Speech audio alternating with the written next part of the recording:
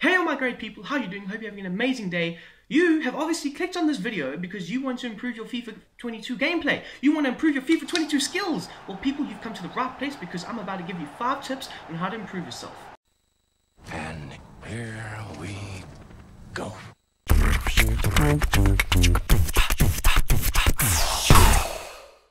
For the first tip I'm going to give you people is crossing with L1, R1 and triangle. People, you can turn your left back or your right back into the next Trent Alexander-Arnold with the deliveries into the box. It really does work and you score some cracking goals. You stand the ball up perfectly for your striker or for the man at the back post who's just running onto the ball ready to knock it into the back of the net. And because it's the computer reads it as it's a through ball, more times than not, the computer tends to leave it for you, a competent human being, to run onto it and score your goal. Or even, the ball is put into such a great area that your opponent, whether it be online or not, he is going to be like, oh, should I, shouldn't I? And that's the type of quality that you want when playing your opponents online. You want to be able to put the ball in a 50-50 area where they are confused as to whether they should bring the keeper out or not. Amavi. Martial in the middle. Oh, a majestic finish! He's going to be rightly proud of that moment. Magnificent!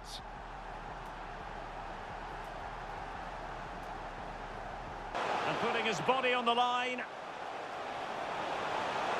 And a goal to square the game. Edge of the seat stuff.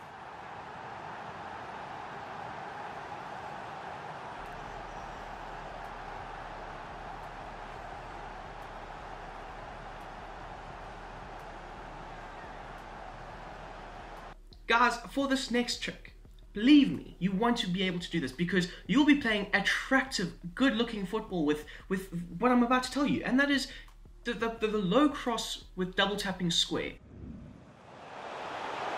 Oh, this is looking promising. Martial, and he's made it a brace for himself. The defender's just unable to stay with him, and he's having a field day.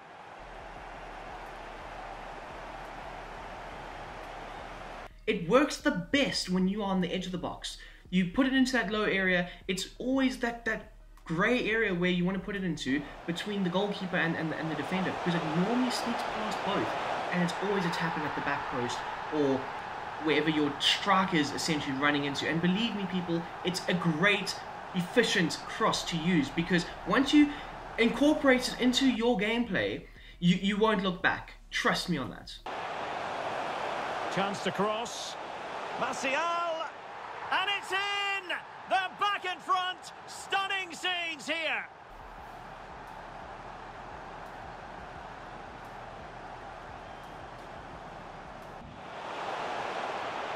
Running with the ball confidently. And a goal to put the final stamp on it. The third tip I'm about to give to you people is how to effectively use the R1 second man marking system that they've incorporated into FIFA 22. It is a new feature, but is a feature that is so effective that once you get the hang of it, you won't look back. It will take your opponents completely out of the game if you use it effectively. And genuinely what you should do is use it when your opponent is in a tight area and they're looking for that space, because essentially what you do is you bring a new man into the space where he would otherwise look to move into, and once he can't do that, he loses the ball. You can see with my examples here, the man, he's looking for the space, I take it up with the second man and my current player, and he loses the ball. What happens is, my player takes up a spot that he would normally look to move into, and my secondary player then efficiently and effectively tackles him, with him losing the ball and not positioning himself to score a goal or cross the ball. Just try it, and believe me, this new system of using the R1 as the guide to draw the man out and so on, it really does work. My next piece of advice would be, use all 11 men on the field. A lot of times I've noticed people tend to use their goalkeepers just to save them, just to make sure that the goalkeeper saves the ball, and then they kick it out wildly, or they just play the short pass to the closest man. My thing is, why? If you have a goalkeeper with a great kicking attribute or a great passing attribute like an Edison or somebody like that, why not use that? Otherwise, you're incredibly disadvantaging yourself. So, my next piece of advice is essentially, don't just smash or mash square. With the use of L1 and triangle, your goalkeeper, if he's got a good passing and crossing and kicking stat, yes.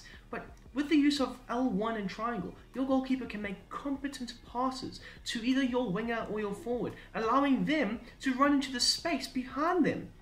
What? Now people, this is best used with the likes of constant pressure applied. So if your opponent is absolutely Gagan pressing, I don't know what the damn press is, but if they're pressing you consistently, what you do is you bypass all their little fucking midfielders and you hit the back man.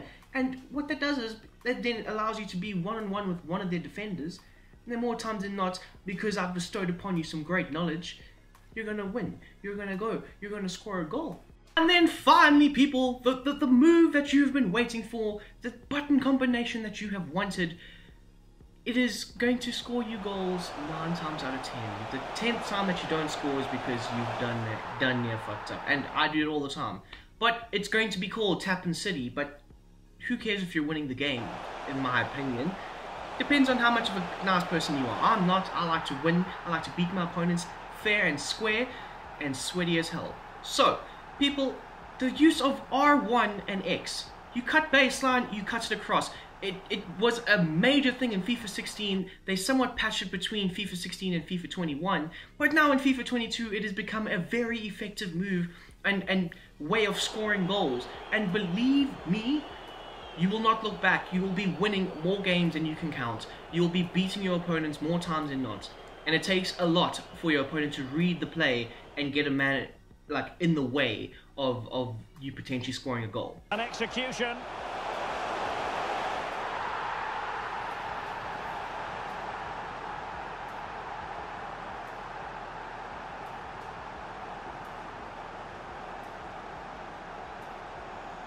So people, that is that. I hope you have enjoyed this. If you have, please hit the like button down below. And if you are new to the channel, I do career modes.